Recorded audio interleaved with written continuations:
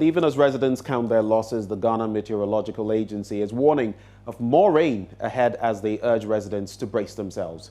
Joshua Asamoah speaks for the agency. What makes Tamale's case peculiar is that the storm stagnated over that area for a very long time before it drifted to the upper west and savannah regions. So the heavy rains they had was because of the stagnation of the storm, which affected the northern portions of the country over Tamale and more areas in the northern region before it went to the savannah and upper west regions.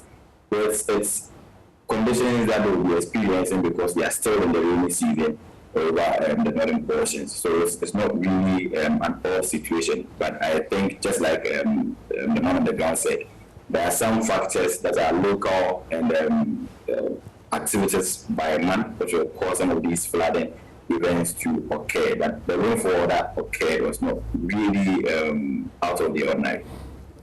Now, before the northern region of Tamale had its rain yesterday, we've had some rain as well in the upper west region where we saw some roads and all that damaged.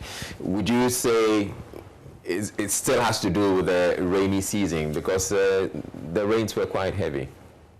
Yes, it still has to do with the rainy season. The rainy season, Northern Ghana has one rainy season. So it starts somewhere in June, July, there, and then goes all the way to September before it subsides, and then they enter into the dry season.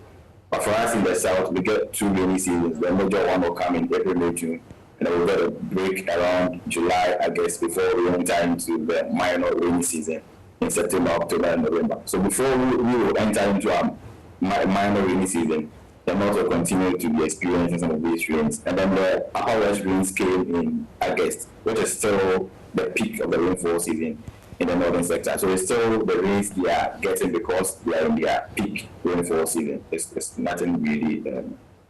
It's very likely we'll get another rainstorm this week, hopefully between Wednesday and Thursday.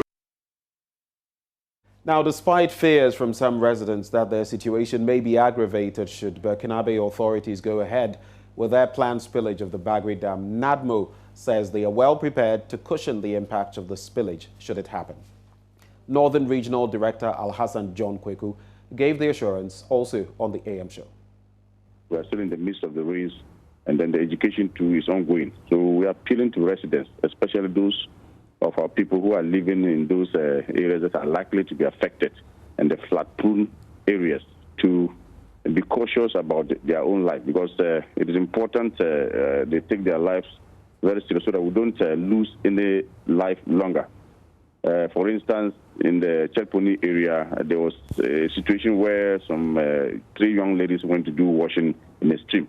And then after they have done the washing, then they decided to swim. And then the water carried them away. And then in Bumpuru, for instance, a woman and the daughter went to farm. And then on their return, there was heavy downpour. Instead of them to stay at a particular place for the water to recede in the river before they cross, they attempted crossing and the water carried them away. So we are just appealing to residents. Water is not something that we can be playing with. So when it is raining, you get a place to stay so that when the water recedes, then you can go about your normal work. But for now, in the East region, even though it is raining in Gambaga, the situation is under control. NADMO is positioning itself strategically to deal with any situation that will arrive as a result of this. But the impact, the spillage has not been done yet. And we are monitoring the situation. As and when we get any other information, then we'll share with you.